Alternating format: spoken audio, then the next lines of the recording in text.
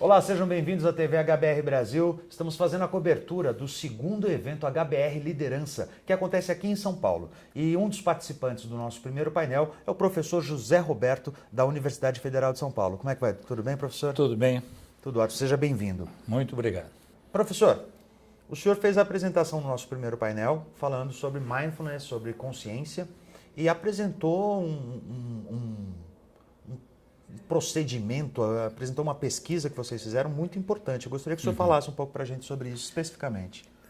Na verdade, é uma proposta que nós estamos estudando já há um certo tempo, onde o fundamental desse projeto, vamos dizer assim... É uma metodologia? É uma metodologia que incorpora algumas estratégias comportamentais, seja de gestão, gestão que nós chamamos de gestão de vida, e um pouco da estratégia relacionada à meditação do tipo mindfulness. Certo. Então, no que diz respeito à gestão, são rudimentos de gestão que nós passamos para o indivíduo. Esse indivíduo assume um termo de comprometimento para se envolver no processo de modificação de comportamento e, com isso, de certa forma, ele aprende, de alguma maneira, a gerenciar algumas áreas que nós determinamos como áreas bastante relevantes do ponto de vista de vida. Então, gerenciamento do lazer, gerenciamento de aspectos mais de desenvolvimento pessoal, das inter-relações pessoais, etc.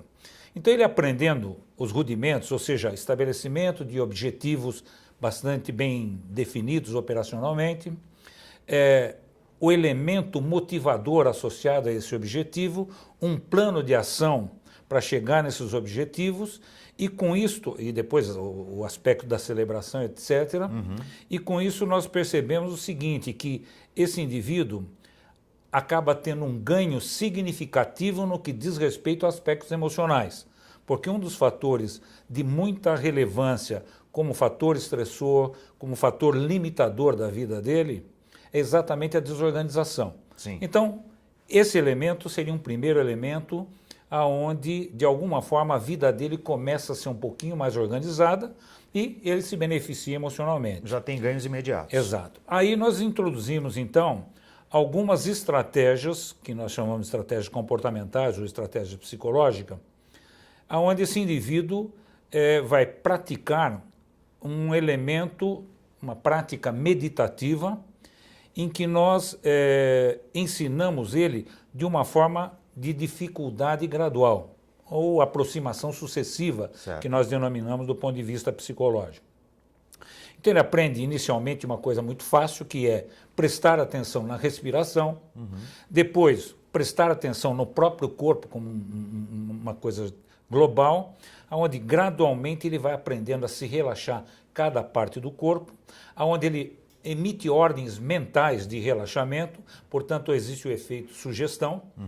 Posteriormente, esse indivíduo vai passar por uma prática já um pouquinho mais difícil, que é foco no pensamento, e nós damos entre aspas, uma âncora para esse indivíduo, que é um mantra universal. Então esse indivíduo tem que focar mentalmente na palavra Om, seria um mantra universal, e durante o processo de prática de respiração diafragmática, ele vai gradualmente focando a atenção nesse mantra, para depois ir na parte final da história, que seria foco no fluxo de pensamento, sem um envolvimento emocional com esse fluxo, ou seja, com o conteúdo. A aceitação plena dele. Isso. Evidentemente que esse processo gradual, ele chega num elemento que é desenvolver o foco de atenção. Certo. Mas na minha concepção só isso não basta. Porque existe um princípio dentro da psicologia, basicamente da terapia cognitiva, que diz o seguinte: a grande maioria do nosso sofrimento emocional decorre daquilo que nós pensamos ou da forma como nós percebemos a situação. Sim. Então é lógico, eu foco no meu pensamento. Agora, se eu não tiver o elemento que me mostre que esses pensamentos foram de uma forma estruturada, não logicamente, Tá. e que com isso eu estou sofrendo, basicamente não adianta eu prestar atenção só no pensamento. Exatamente. Aí eu aplico a estratégia de reestruturação do meu pensamento. Seria o reframing. Exatamente. A uma forma mais lógica e partindo da lei de que eu mudo o meu pensamento, eu mudo o meu sentimento. E como esses sentimentos, em geral, são agentes extremamente poderosos de estressor para o indivíduo, na medida em que eu mudo o meu pensamento, mudo o meu sentimento, eu gerencio o estresse. Então, basicamente, esse seria um processo onde gradualmente nós vamos levando o indivíduo a adquirir a habilidade de focar praticamente em cada momento da vida em que ele está vivenciando. Consciência do momento presente. Esse é o conceito de mindfulness. Perfeito. Mas quais são os benefícios disso, de se fazer isso? Olha, hoje nós já sabemos o seguinte, isso do ponto de vista acadêmico, do ponto de vista da pesquisa acadêmica. Ou seja, mensuração de resultados. Exatamente. Nós sabemos que esse procedimento produz um alívio de sintomas de ansiedade, produz um alívio de sintomas de depressão e principalmente no alívio daquilo que nós chamamos de estresse genericamente. Além disso tudo, nós, por meio de testes, nós percebemos que este procedimento como um todo leva o indivíduo a um sentimento de bem-estar significativo. Ou seja, este programa como um todo acaba trazendo muito benefício, não só no sentido de corrigir certos problemas, como também de prevenir outros problemas decorrentes do estresse. E aí o senhor acha que a implantação disso tem que ser uma iniciativa individual, personalizada, de cada pessoa querer buscar isso? Ou, por exemplo, uma empresa pode ter uma implantação genérica, pode ter uma implantação geral disso numa área, com uma equipe, com alguma coisa assim? Essa é a grande vantagem do procedimento. Por exemplo, quando nós realizamos o trabalho, nós ministramos o programa a cerca de 80, 100 pessoas numa sala. Certo. Quer dizer, então é um processo que você atua numa população já razoável. Sim. Então a implementação disso numa empresa, porque são práticas relativamente fáceis de serem realizadas, né? A implementação disso numa empresa seria, na minha opinião, de muita relevância, porque você previne muitas coisas e hoje os dados científicos são muito claros. Você percebe um benefício significativo no que diz respeito à gestão de estresse e também de controle de muitos problemas que o indivíduo pode apresentar. Mesmo assim, mesmo com toda a comprovação acadêmico-científica, ainda existe muita resistência a essa área de conhecimento, não existe? Com certeza. Professor? Eu acho que, lamentavelmente, é como qualquer processo novo. Nós temos já intrinsecamente, o ser humano tem intrinsecamente o medo da novidade. Sim. Então, logicamente, é mais fácil eu enxergar um processo. Bom, quantas coisas mágicas não existem por aí, quando eu vou ver, a coisa não funciona. Né? Então, eu já vejo que já existe uma certa visão de preconceito em relação a essas práticas, porque, em geral, essas práticas foram muito associadas a linhas religiosas ou coisas esotéricas. Esotéricas, exatamente. Só que hoje, infelizmente, isto aqui no Brasil ainda é uma novidade, ainda estamos engatinhando, tanto é que nós estamos realizando ainda muitas pesquisas, são poucos os núcleos que realizam pesquisa nesse campo. Agora, eu vejo que a coisa está crescendo e várias empresas que marcam presença aqui estão incorporando práticas desse tipo. Por exemplo, estão pelo menos curiosas, né? Exato. Você pega o Einstein tem programas desse tipo.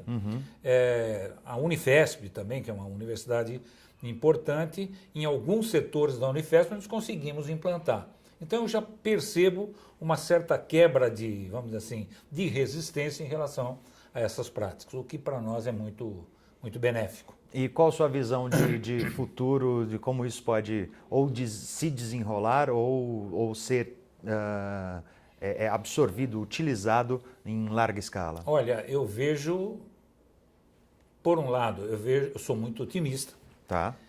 Por outro lado, eu também tenho algumas restrições. Por exemplo, eu acredito que seria um benefício fundamental do ponto de vista socioeconômico, inclusive para o país, a implementação dessas práticas de uma forma geral. Certo. Não só em empresas, como também no nível de coisas escolas públicas. e tal. Exatamente. Né? Porque são práticas que você pode divulgar de uma forma assim, bastante ampla. Agora, por outro lado, nós vamos encontrar uma certa resistência, principalmente por interesses econômicos. Por exemplo, infelizmente nós temos que enfatizar isso.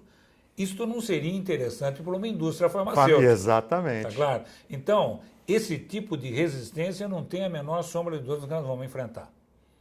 Eu acredito que, na realidade, o bom senso deve prevalecer. E eu não tenho hoje a menor dúvida que uma implementação dessas práticas que são fundamentadas cientificamente, não são coisas, vamos dizer assim, de achismo, elas trarão benefícios significativos para a nossa população. E como o senhor disse, não existe um período de gestação para ver os resultados. Né? Os resultados são praticamente imediatos. São praticamente imediatos. É impressionante isso. Eu vivenciei o processo.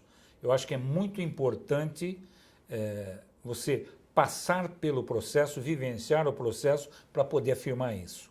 Então, eu me recordo que quando eu comecei a realização dessas práticas, eu tinha uma carga de trabalho que era uma coisa espantosa. Então, eu começava às 7 da manhã, dando aula às 8 da manhã, até às 7 da noite, logo depois das 7 da noite até às 11 da noite, isso praticamente sem parar, e eu gosto muito de estar falando e gosto muito de estar me movimentando.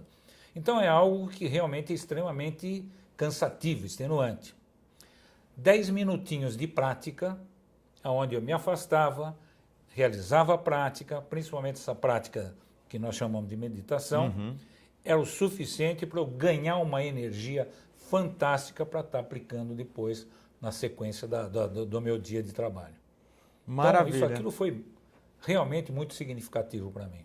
Muito bem, professor. Muito obrigado pela sua participação.